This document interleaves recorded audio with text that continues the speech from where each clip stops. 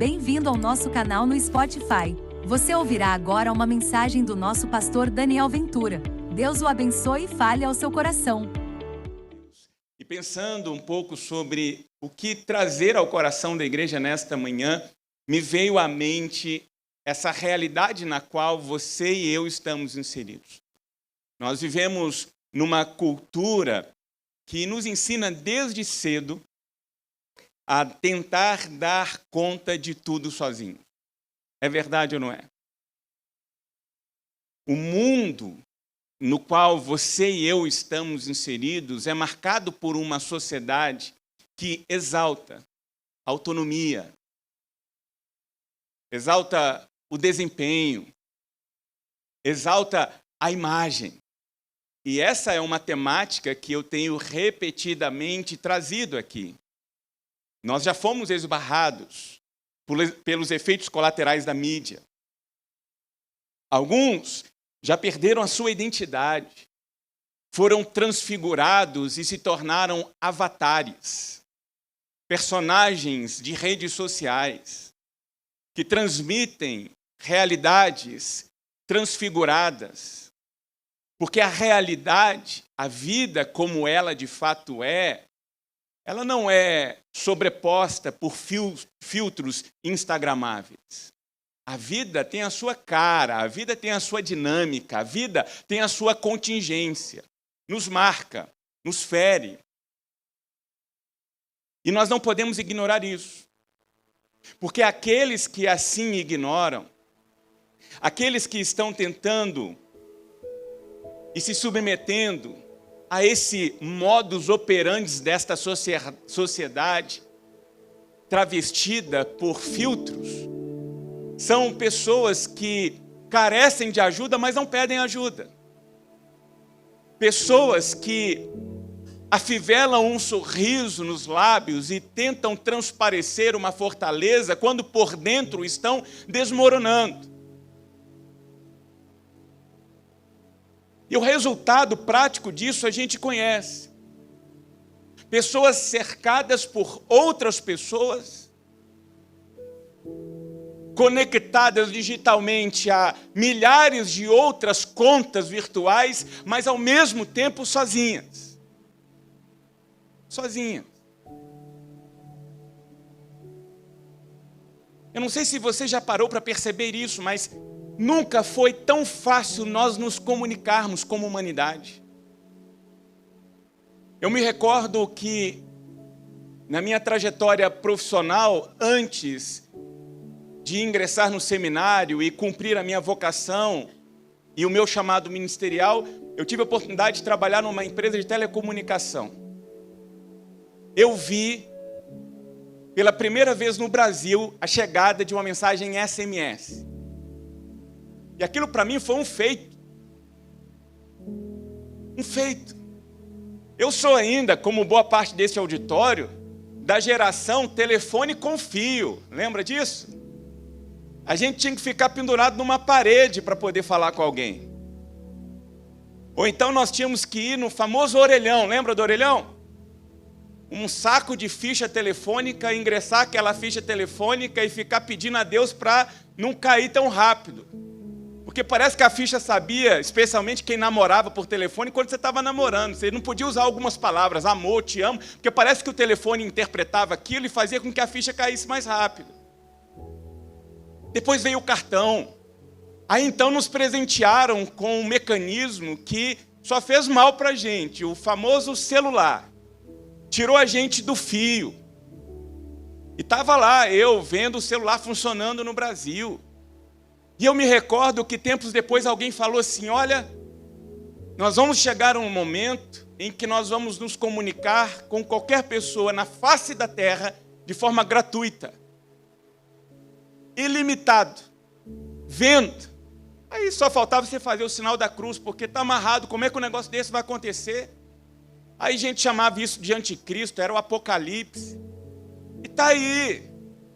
Está aí na ponta dos dedos, nós podemos nos falar com quem nós quisermos, a hora que quisermos, de forma ilimitada. Ou seja, a nossa humanidade, nesse exato momento da história, nunca teve tanta facilidade de se comunicar como estamos nos comunicando, mas ao mesmo tempo, nós estamos vivendo um momento de dificuldade tremenda, em meio às facilidades de comunicação, de abrirmos o nosso coração. Como que pode isso? Como?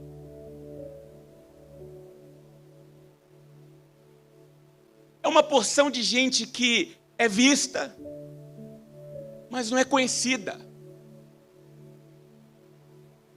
Está lá, tem centenas e milhares de seguidores, mas não tem conectividade, vida na vida, olho no olho, coração no coração, não tem. Quanta gente hoje, presente, mas está no meio de uma multidão sem necessariamente ter conexão com essa multidão. Gente presente, mas não acompanhada. Gente presente, mas não cuidada. Gente presente, mas não acolhida. Gente que está sorrindo por fora, mas está ensanguentada por dentro, machucada por dentro, desfragmentada por dentro. E sabe o que é mais interessante, impressionante e preocupante? É que isso tem acontecido dentro da igreja.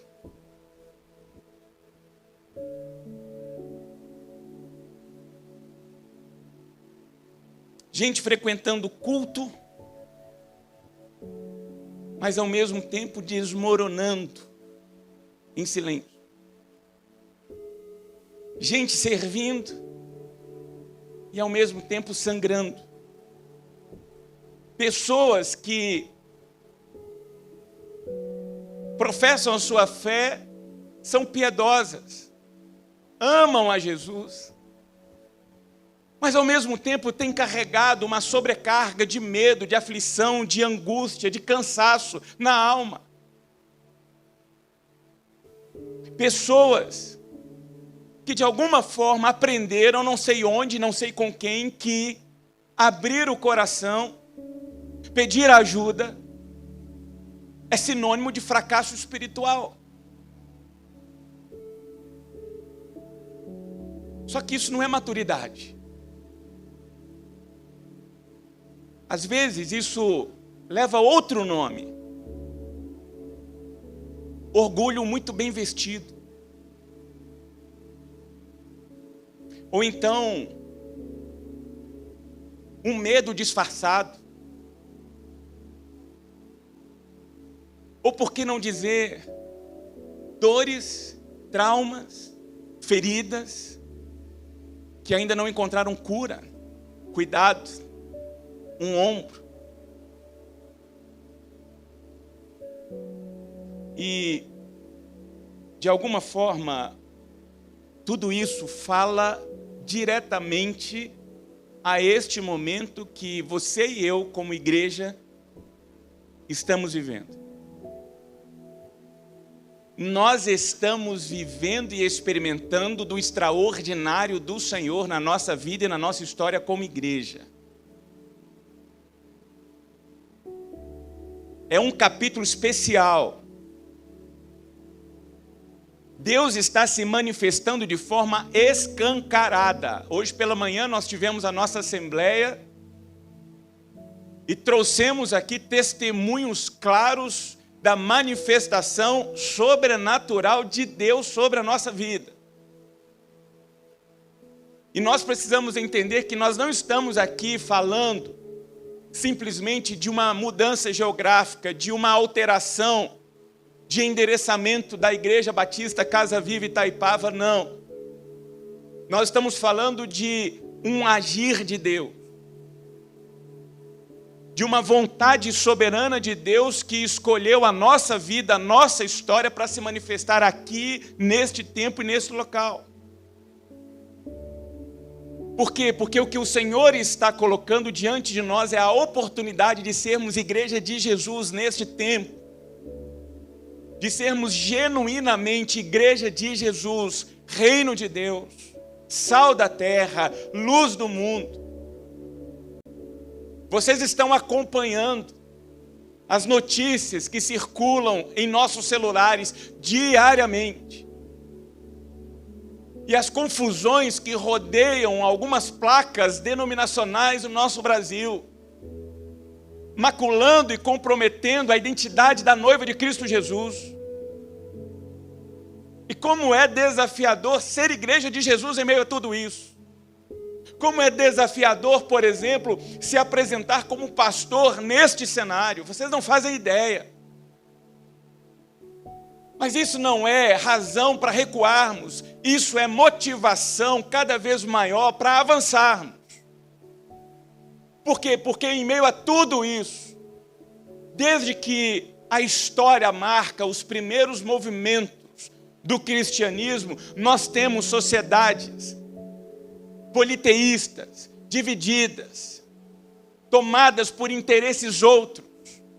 Mas lá no meio, havia sim o povo de Deus, a caricatura de Cristo enquanto cristãos na face da terra. E é o que nós somos neste tempo, dando louvor e dando graças ao nosso Deus por tantas histórias maravilhosas de igrejas que já marcam a realidade da região serrana de Petrópolis, antes de nós chegarmos aqui. Mas nós não podemos ignorar a nossa missão. E a nossa missão tem a ver em cumprir a vontade de Deus, descobrir o que Deus está fazendo, o que Deus quer fazer, e dizer, Senhor, eu estou aqui. Eu quero fazer parte disso. Eu me disponho a viver o que o Senhor deseja realizar em nós, entre nós, através de nós. E está lá. Uma oportunidade humanamente impossível. Impossível. Mas eu e você servimos o Deus do impossível.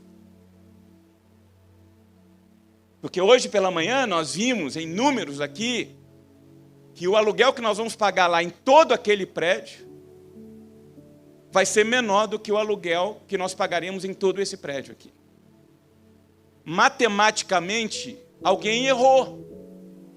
Não. A matemática que foi feita não foi a matemática dos homens, foi a matemática de Deus. Foi Deus dizendo o seguinte, a igreja é minha, eu faço com a minha igreja o que eu quiser para o bem daqueles que eu amo. É isso que Ele está fazendo. E você e eu fazemos parte disso. Por isso que esse momento na nossa vida e na nossa história é um marco que tem que impulsionar os nossos corações a levantar as nossas mãos e dizer, Senhor, muito, muito, muito obrigado, porque é privilégio, gratidão. É gratidão no nosso coração e reconhecer que Deus nos escolheu nesse tempo para fazer algo extraordinário. Mas existe um risco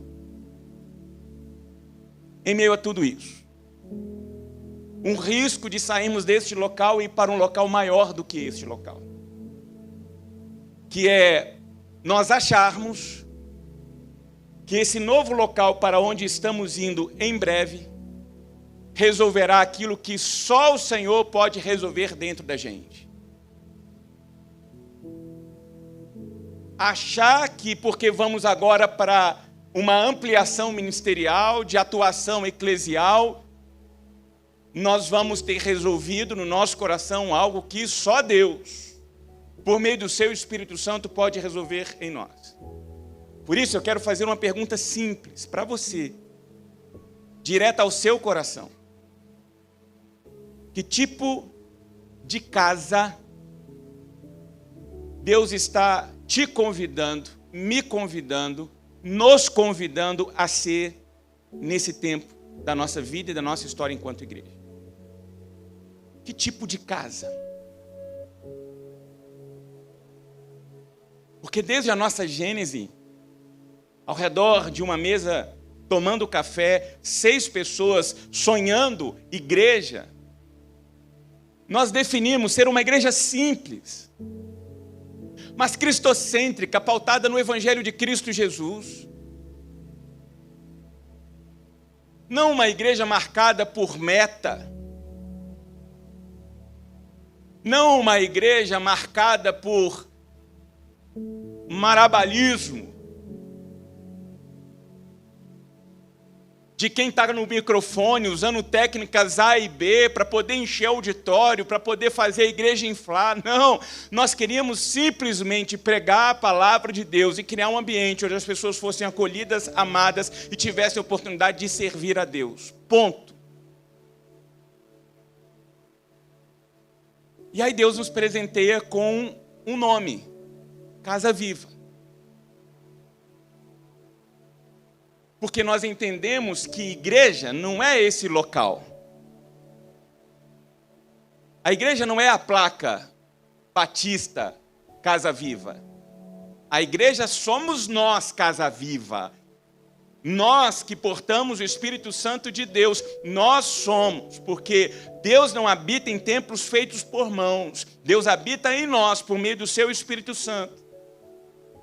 Você é um templo do Espírito. Por isso eu queria fazer com você nesta manhã 4 movimentos, conscientes deste momento que estamos vivendo. E o primeiro movimento é esse, é entender que o isolamento também pode morar dentro da igreja. Lembra da cultura da autossuficiência que falamos há pouco? Essa cultura não fica fora deste auditório, quando a gente aqui adentra. Não, entra conosco. Por quê? Porque nos marca enquanto humanidade. Eu digo isso porque é possível sim estar neste auditório, no meio do povo de Deus, ao lado de irmãos e irmãs, e ainda assim se sentir sozinho, sozinha.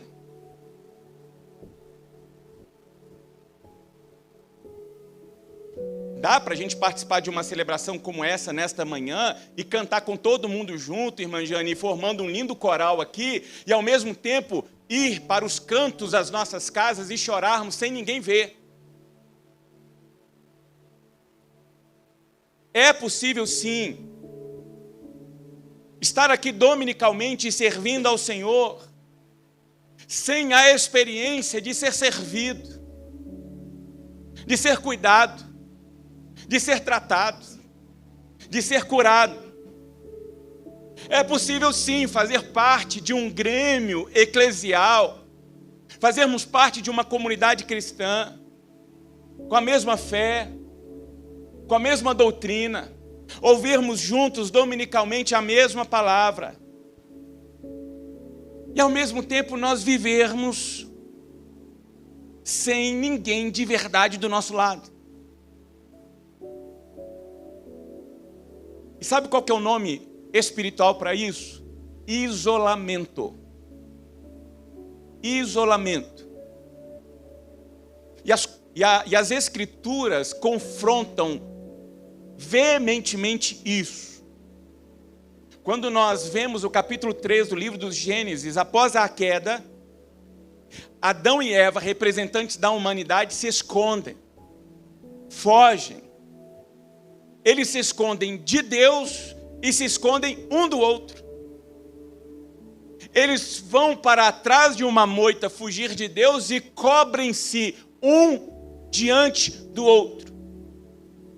Aquilo que antes era transparência, verdade, liberdade, depois da queda começa a ganhar uma outra configuração, uma outra denominação, vira medo, fuga. Aquilo que antes era comunhão, relacionamento, nascido da compreensão de que não é bom que o homem esteja só, far-lhe-ei uma adjuntora, uma companheira, alguém que lhe seja igual, que caminhe ao lado. Está ali. Agora, após queda, a comunhão fragmentada, quebrada, que se transforma em defesa, que se transforma em acusação. Foi a mulher que o Senhor me deu. E se transforma em vergonha. Nós precisamos lembrar disso. O pecado constrói muros. Muro do orgulho, muro da mágoa, muro da comparação, muro da autoproteção, da autojustificação, da indiferença. Tem gente ainda acreditando por conta de uma literatura denominada O Inferno de Dante, que traz de forma ilustrada as características e especificidades do inferno, que o diabo vai aparecer com chifre, rabo, pé de bode, tridente, fedendo enxofre, correndo atrás da gente. A gente precisa crescer, amadurecer, ressignificar a nossa fé, porque é sutil. O pecado se apresenta de forma sutil, silencioso, sorrateiro. O inimigo das nossas almas vai sussurrando e vai nos levando e nos ensinando, nos conduzindo a viver em duas camadas. Uma camada visível, mas que é controlada, maquiada, artificializada, onde eu tento ser o que não sou para dar satisfação para quem não está nem aí para mim, para no final das contas eu ganhar um like, um view, uma aproximação. E uma outra camada, que é a camada invisível, escondida, no porão da alma, onde ninguém invade, e se pudéssemos esconderíamos inclusive de Deus. Mas está lá. É lá que está a canseira, lá que está a dor, lá que está a ferida, lá que está a mágoa, lá que está o pecado. É lá.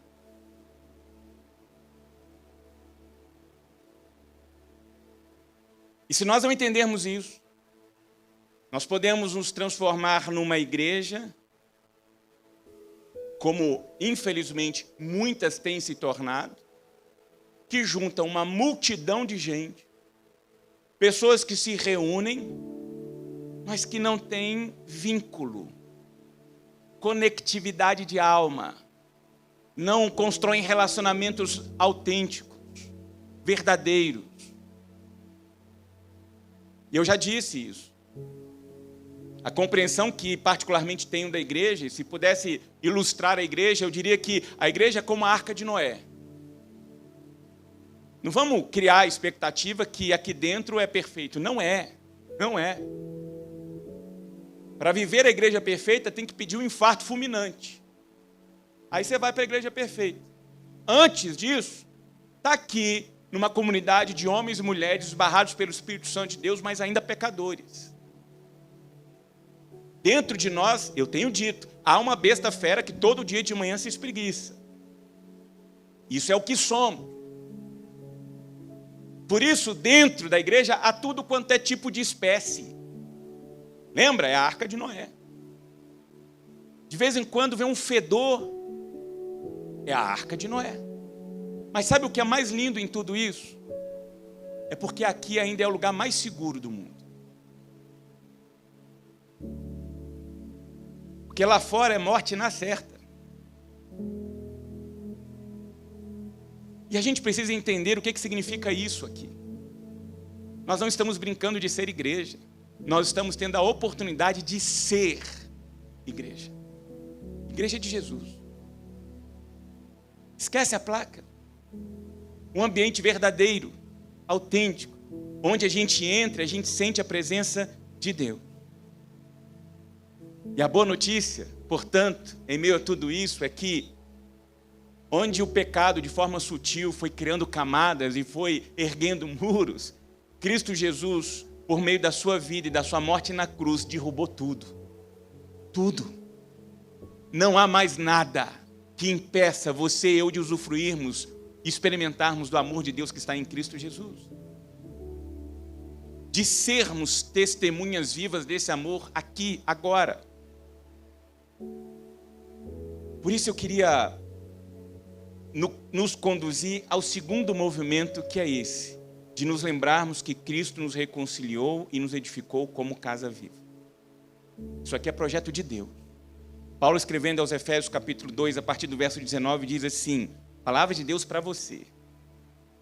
Vocês já não são estrangeiros, nem forasteiros, mas concidadãos dos santos e membros da família de Deus, edificados sobre o fundamento dos apóstolos e dos profetas, tendo Jesus Cristo como pedra angular, no qual todo o edifício é ajustado e cresce para tornar-se um santuário santo no Senhor. Nele vocês também estão sendo juntamente edificados para se tornarem morada de Deus por seu Espírito Santo. Paulo está falando aqui de povos divididos, gentios, judeus, gente marcada pelo ódio. E aí, de repente, ele anuncia o Evangelho. Fala, Cristo nos aproximou, onde havia divisões, onde havia muro, onde haviam camadas. Jesus quebra tudo isso com o seu sangue. Cristo Jesus derrubou o muro da inimizade e nos reconciliou com Deus e nos reconciliou uns com os outros. Por isso que eu posso olhar para você e dizer para você: oi, meu irmão, oi, minha irmã, nós somos membros de uma mesma família, de Cristo Jesus. E essa comunhão nasce da paz de Cristo Jesus, que foi estabelecida na cruz entre nós e Deus, por meio de Jesus Cristo. Eu sou o caminho, eu sou a verdade, eu sou a vida abundante, vida plena. Ninguém vai conseguir chegar ao Pai a não ser por mim. E no momento em que somos barrados pelo Espírito desse Deus, por meio do sangue de Jesus, nós temos livre acesso ao Pai. E nos transformamos aqui nessa terra na extensão das mãos desse Deus na vida um do outro. Isso significa ser igreja. Paulo não está falando aqui de associação religiosa, de CNPJ, de denominação. Ele não está falando de batista, presbiteriano, metodista, Assembleia de Deus. Ele não está falando disso aqui. Ele está falando de um auditório de pessoas sentadas assistindo um culto. Ele está falando de família espiritual, família de Deus, corpo de Cristo, morada de Deus, morada espiritual, casa viva. Por isso que a comunhão e a unidade na igreja de Cristo Jesus não é algo que eu e você inventamos. Quando a gente fala que nós somos uma igreja que acolhe, que ama e que serve, isso aqui não é invenção nossa. Isso aqui é fruto da presença do Espírito Santo de Deus em nós. Isso aqui é a presença de Deus em nós. E guarde isso no seu coração. A comunhão entre nós não é barata, ela custou a vida de Cristo Jesus. A comunhão existente na igreja de Cristo Jesus custou a vida do Filho de Deus. Nós só podemos estar aqui nessa manhã porque Ele nos amou primeiro e Ele se entregou em nosso favor. Então isso aqui não é só mais uma igreja. Isso aqui é a igreja de Jesus. É o povo de Deus reunido nesse local, assim como nessa hora se reúne em todo o globo terrestre, reunidos diante da presença gloriosa de Deus, adorando ao único Deus vivo sobre todos e sobre tudo. É isso que nós precisamos lembrar e valorizar, para não vivermos isolados, entre tantos e entre muitos, mas sofrendo de forma solitária. Por isso eu quero te convocar um terceiro movimento. Cada um no seu lugar, edificando juntos. E aqui eu quero trazer uma imagem bíblica que vai nos ajudar a visualizar isso aqui. Você conhece muito bem o livro de Neemias. Nós estamos dentro de um momento histórico em que o povo de Deus volta do exílio. E quando volta do exílio, encontra Jerusalém destruída. O muro da cidade está abaixo. E há um desejo latente no coração do povo de reconstruir o muro para proteger a cidade. E a narrativa bíblica mostra levitas, sacerdotes, líderes, famílias, homens e mulheres, cada um ocupando um lugar na extensão do muro, construindo a sua parte, contribuindo. E quando eu pego essa imagem e trago para esse exato momento que você e eu estamos vivendo como igreja, nós podemos sim afirmar que aqui em Cristo nós estamos envolvidos com uma reconstrução ainda maior, mais profunda. Nós estamos tratando de vidas que são alcançadas e reconstruídas pela instrumentalidade de Deus, por meio de Cristo Jesus. Lá o povo ajuntava pedra para construir um muro. Aqui, Cristo Jesus junta pedras vivas que você e eu somos e formamos esse grande ajuntamento do povo de Deus para que, por meio de nós, o mundo possa encontrar e ver uma casa viva, marcada por pedras vivas, que foram alcançadas pelo Espírito Santo de Deus. Mas quando a gente levanta um pouquinho o nosso olhar e percebe aquilo que está acontecendo ao nosso redor, nós vamos contemplar igrejas marcadas por poucos que carregam muito e muitos que ficam sentados, visualizando, curtindo, criticando aquilo que é feito. A gente vê isso, aqueles que estamos aqui e que já andamos anos e anos dentro da igreja, sabemos o que eu estou falando. Um modo de ser igreja que não tem nada a ver com aquilo que é proposto no Novo Testamento. Porque a igreja de Cristo Jesus não é uma plateia diante de um palco. A igreja de Cristo Jesus é um corpo diante de Cristo. E a gente tem que se lembrar disso. A gente não está vindo aqui por causa do pastor Daniel, por causa do pastor Rainos, por causa do fulano ou do ciclano, não. Nós estamos vindo aqui porque Cristo nos amou. Nós não somos um auditório diante de um palco, nós somos um povo e uma família diante de Cristo Jesus. Cada um com suas histórias, com seus dons, com suas experiências, com a sua bagagem de vida. Que está aqui, foi chamado para estar aqui, decidiu estar aqui, para ocupar um lugar nesse corpo e para ser nesse corpo uma manifestação gloriosa de Deus na vida uns dos outros, porque é por isso que Deus nos dá a vida, é por isso que o Espírito Santo de Deus nos habita, é por isso que somos tomados por esse Espírito e somos presenteados com dons para a edificação da igreja. A gente não está aqui para preencher um assento, a gente não está aqui para preencher uma escala, a gente não está aqui para tentar manter uma programação da igreja funcionando, o calendário eclesiástico bonitinho acontecendo. Nós estamos aqui porque Cristo nos formou, antes de tudo, membros da mesma família. E quem está aí sentado ao seu lado não precisa apenas da sua presença na celebração. Quem está aí sentado na sua frente, atrás de você e do seu lado, sabe, às vezes precisa de uma oração. De uma oração. De um abraço. De um ombro. De uma roda de conversa, comendo uma pizza, tomando um refrigerante, mas com autenticidade, sabendo que estou aqui, usufruindo daquilo que está sobre a mesa, mas ciente que o mais importa está ao redor da mesa. Uma fraternidade de irmãos e de irmãs, gente apaixonada por Jesus, comprometida com o reino de Deus, que decidiu ser a extensão das mãos de Deus sobre a minha vida. E talvez você precise disso. Talvez você precisa parar, levantar a mão e dizer: eu preciso de ajuda. O meu casamento precisa de ajuda. Meus filhos precisam de ajuda. A minha família precisa de ajuda. Sabe o que às vezes está faltando? Alguns deixarem de ser visitantes dentro da própria casa espiritual.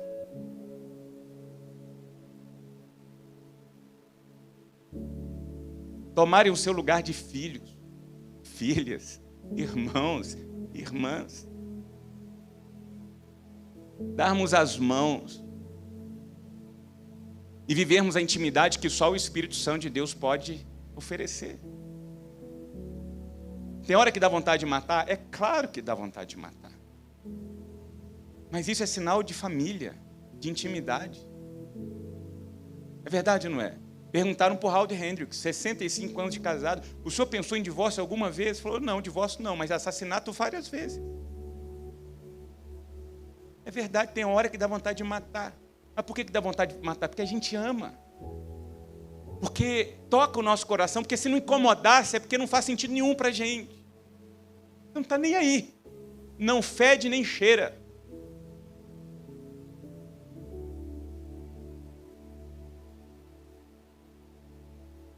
E aí a gente chega num ponto que eu acho precisa ficar muito claro para nós como igreja. A casa por dentro testemunha para a cidade, lá fora.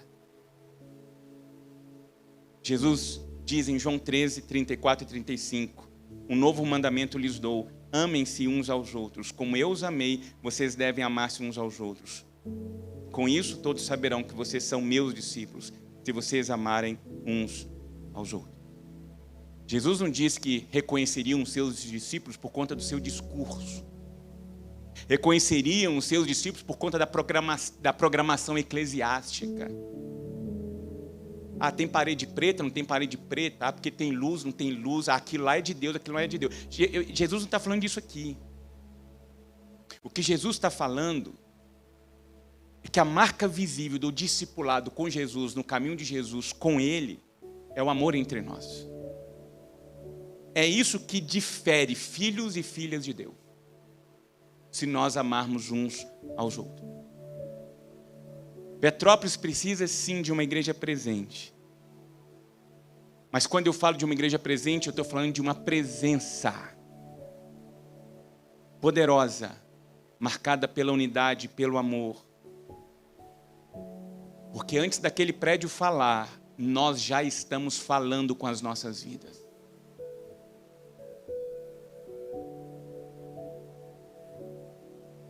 E o que as pessoas precisam sempre reconhecer quando olharem para nós é que aqui eles vão encontrar sim o povo mais lindo, mais querido e mais cheiroso. Mas é um povo que carrega o fardo. É um povo que permanece mesmo quando seria muito mais fácil sair. Por quê? Porque não está aqui por conta de fulano e de ciclano. Está aqui porque é apaixonado por Jesus e quer participar daquilo que Jesus está fazendo.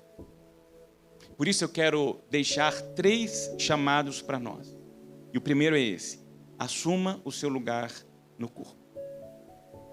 Não viva como espectador dentro da família de Deus. É fácil, é gostoso. Você chega, senta, poltrona acolchoada, ar-condicionado, bonitinho, um bom louvor, uma palavra legal. Mas não é essa a igreja que Jesus está querendo formar aqui. Deus te deu dons, Deus te deu recursos, Deus te deu experiências, Deus está renovando o fôlego da vida sobre você com um propósito: glorificar o nome dEle, edificar o corpo dEle, porque é isso que conta. No final vai ficar tudo aí. O que permanece é o legado.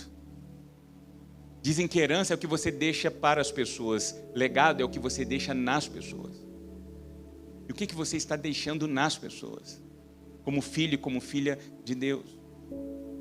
Então ore, talvez o seu lugar seja servindo a algum lugar da igreja, acolhendo, apoiando, fazendo parte aí da equipe da logística, atuando lá fora e sendo o primeiro sorriso, o primeiro abraço, a primeira mão estendida para quem chega aqui.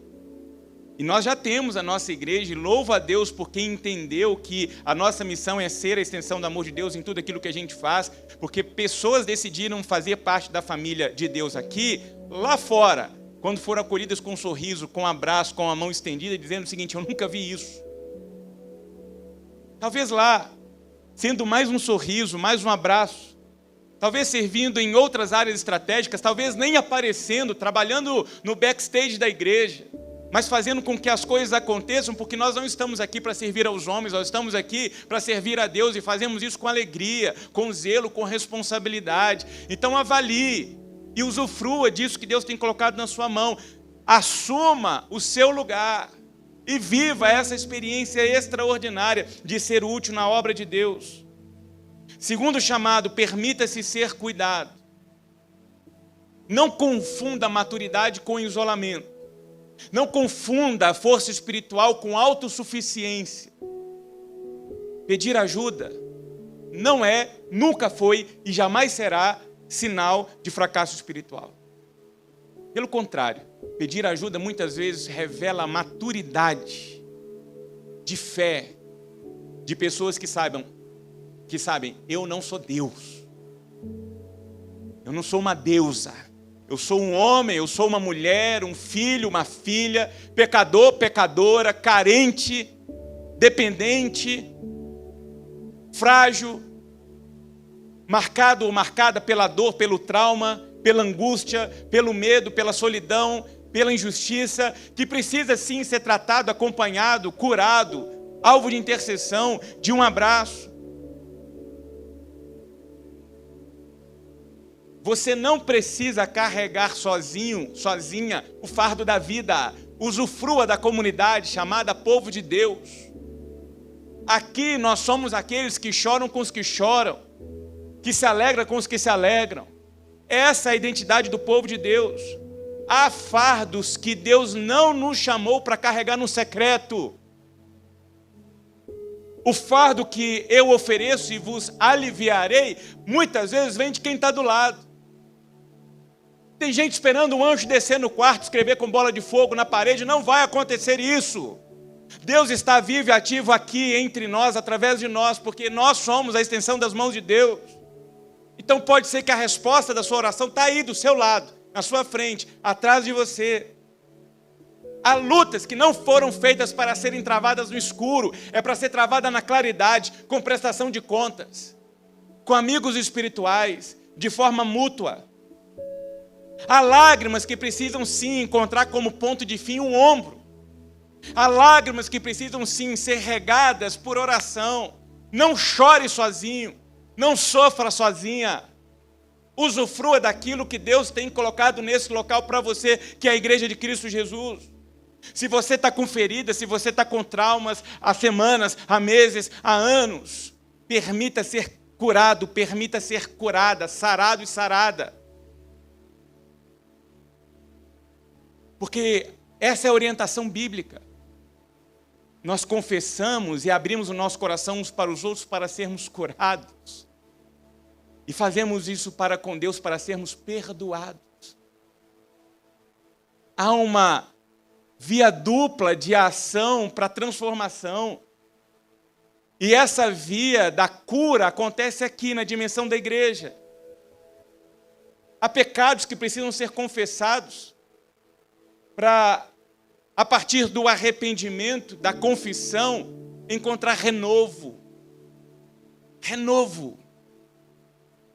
Nós não cremos num Deus de cabelo e barba branca, atrás de uma árvore com uma prancheta na mão, pronto para pegar o primeiro em flagrante e descer um raio sobre a sua cabeça. Esse não é o Deus das Escrituras. É um Deus que confronta sim, mas faz isso com amor, porque a intenção dele é nos transformar.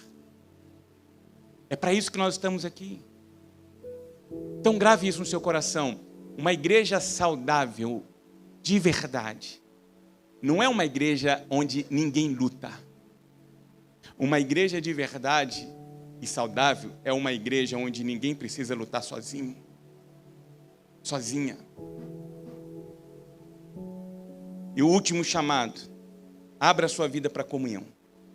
E aqui eu quero trazer uma boa nova para você. Em junho, nós vamos começar algo extraordinário na vida da nossa igreja. Que é a materialização disso tudo que a gente acabou de falar.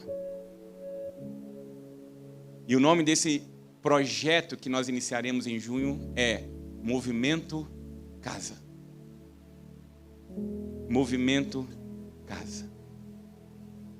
E logo de entrada eu quero deixar muito claro para você que nós não estamos falando de uma programação a mais. Isso aqui não é algo a mais na agenda da igreja. Estratégia, uma estratégia para ocupar a nossa noite. Não. Movimento Casa é uma resposta espiritual ao chamado de Deus de sermos edificados mutuamente. De sermos cuidados mutuamente. De sermos curados, tratados, fortalecidos mutuamente. Através do movimento Casa, a nossa fé vai deixar de ser um discurso. Através do movimento Casa, a nossa fé vai ganhar nome, vai ganhar rosto, vai ganhar mesa, vai ganhar amigos espirituais. Através do movimento Casa, você vai deixar de ser um na multidão e vai se tornar um na família de Cristo. Através do movimento Casa, nós vamos cuidar verdadeiramente uns dos outros. Porque nós não queremos ser uma igreja de auditório. Nós queremos ser corpo de Cristo, família espiritual, irmãos e irmãs, responsáveis uns pelos outros. E é isso que nós desejamos como igreja. E o meu convite para você é que você participe deste movimento espiritual que a Igreja de Cristo Jesus está oferecendo para você. Lembre-se, você não foi criado para viver sozinho. Você não foi criada para viver sozinha.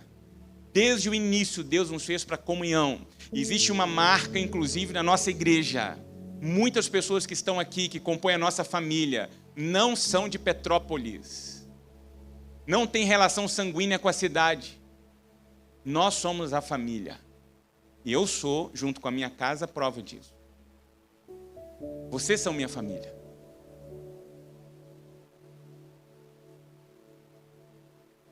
Aqui nós somos socorridos, aqui nós somos cuidados. Essa semana nós somos alvos, eu e a minha casa, do cuidado da igreja, do carinho da igreja, da preocupação da igreja. Por quê? Porque vocês são a nossa família. Por isso, a mensagem de hoje não é só uma convocação, ela é também um consolo para você.